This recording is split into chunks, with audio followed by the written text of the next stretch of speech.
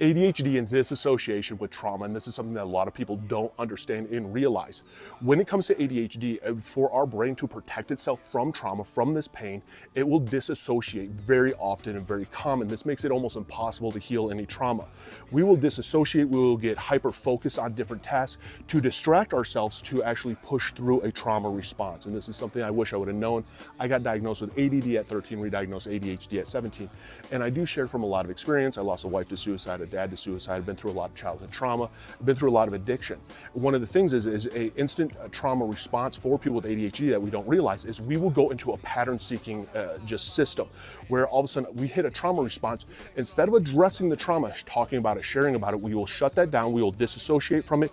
And a lot of times, even with myself, I will hyper focus now all of a sudden on a series and pattern that I can control, that is within my control, in a way that I can do it that distracts me totally from what's going on and affecting me. And this is so toxic, it's really bad. And it's something I even still struggle with today. When I do have a trauma response and a trauma trigger, one thing I notice is I go hyper focused onto a pattern routine where all of a sudden I have to clean, I have to do this, I have to go to the gym, I have to follow things that give me control because my trauma was always out of my control. And that was one of the struggles I dealt with abandonment trauma. Abandonment trauma is out of your control in a lot of cases. So anything I could regain control with and hyper focus on distracted me from that, and it filled a void in me. Very toxic because I'm not healing it, so it's always going to keep getting triggered.